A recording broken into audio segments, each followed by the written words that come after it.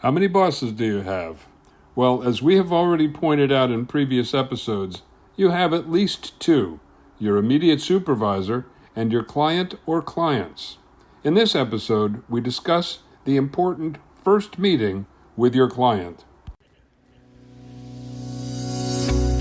Hi, I'm Rick Kendall. And I'm Fred Ball. Welcome to Management Mastery.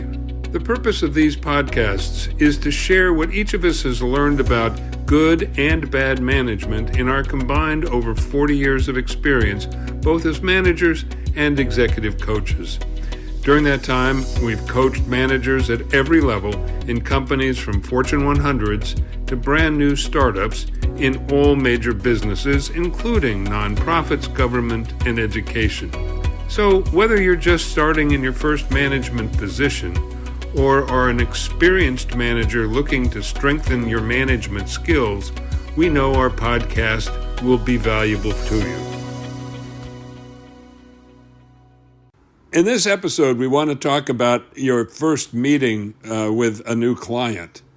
And we're going to talk about how to prepare for that meeting, the meeting itself, and what to do in that meeting, and then the all-important follow-up to the meeting and why that is critical. In the preparation before the meeting, you want to gain as much information as you can about the client, if it's more than one client, about each of the clients.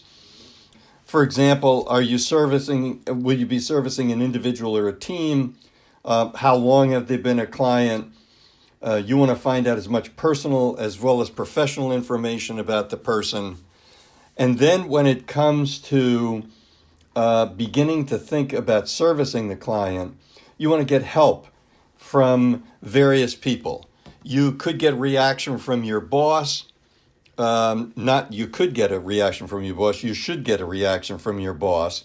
And then you'll want to talk to each of your team members on your staff who have direct contact with the client. You may also be able to talk to a former manager if that's the case.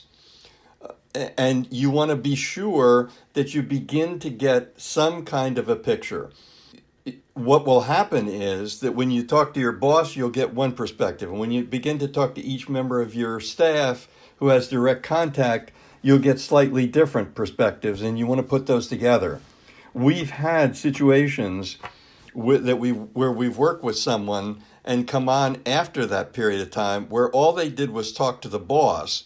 And what happened was the boss hadn't actually serviced the client for at least a couple of years, but the boss had a reaction, and the manager listened to that reaction. And then when they went forward to meet with the client, had an expectation that they would have a pretty good idea of what was happening. And it turned out to be very, very different than what the boss had initially said.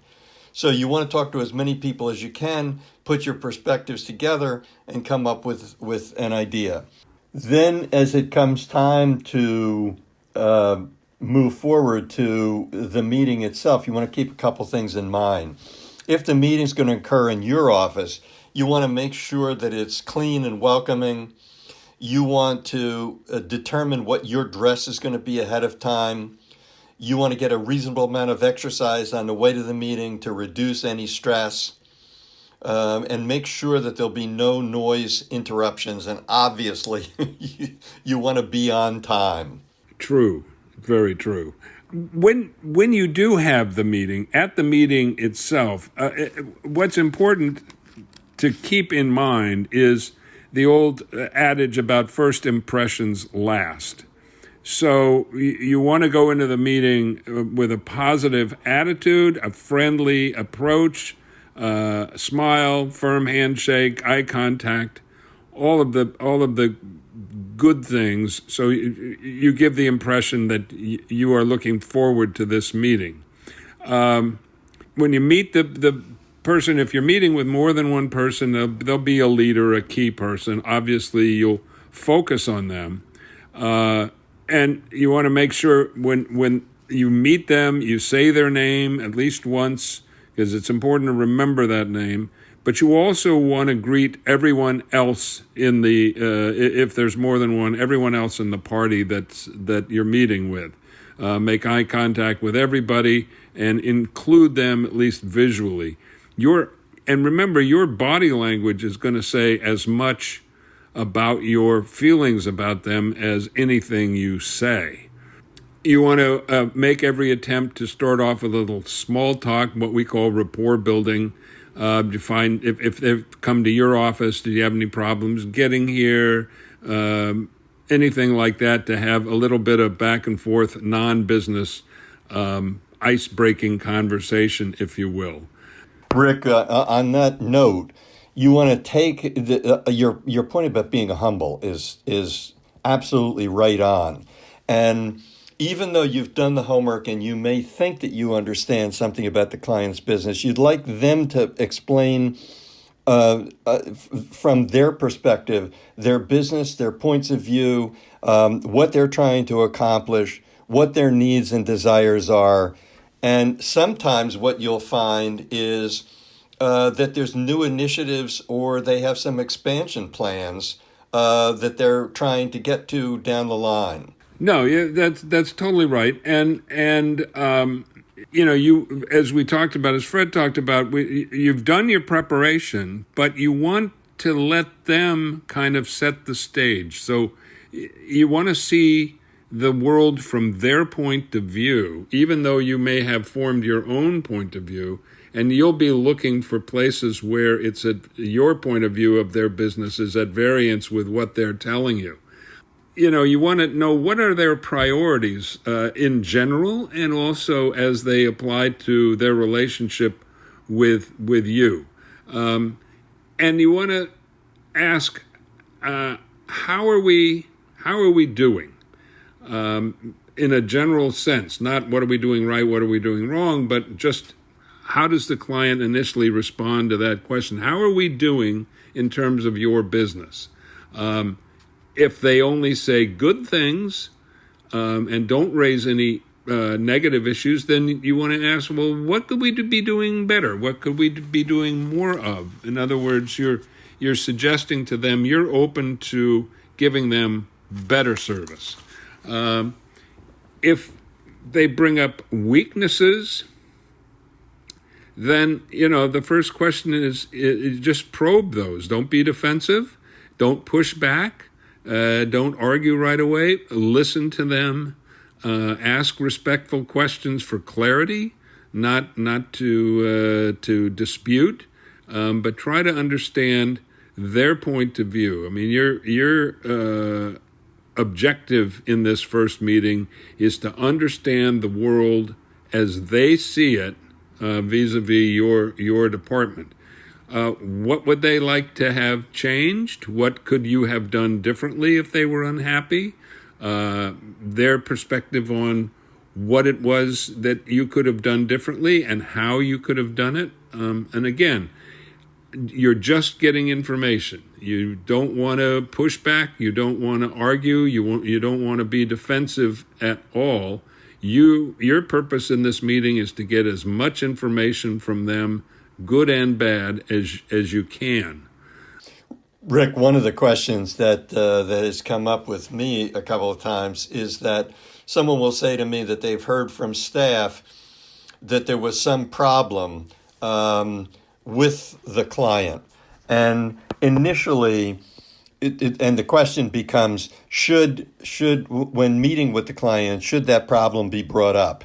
And my response to that is no. Let the client tell you, hopefully, what your strengths are, hopefully what areas you could improve, and let them bring it up. Because so many times when we begin to anticipate that the client may have a problem, they don't view it that way. So you don't want to start to put yourself into a position where you're assuming there was a problem and what can we do about it, when in fact the client didn't even see one.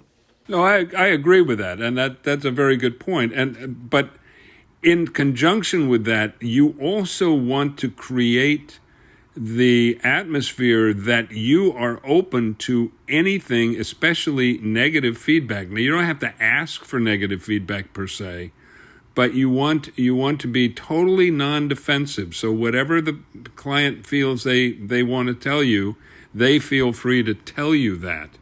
I agree. I agree. And then when you're having that discussion, the more the rapport build, the more that you've been able to build rapport, the better the interaction's going to be. So you will, many times when you're talking about both strengths and weaknesses, it will have moved to a dialogue where you can truly understand what their issue is and come away with some thoughts as to what you might be able to do.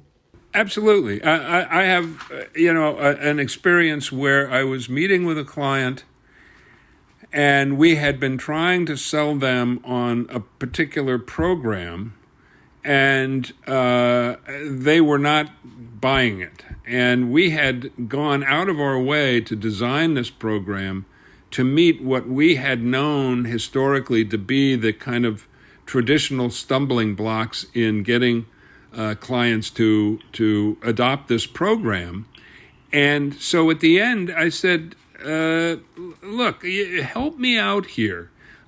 We've designed this program to address these issues A, B, C, and D, and yet you still don't want to buy into it. Can you tell me what we've missed? What else could we do that would convince you that this is beneficial to you? And the client thought a minute, and he said, when you put it that way, you're right. We'll buy the program. And yeah, that's also, Rick, a very good example of, in a very humble way, how you can both help the client and sell yourself to let the client know that you have experience in this area and can think very clearly on your feet when you're meeting with a client. Yeah, but it's all about the non-defensive approach. That is, we're in this together.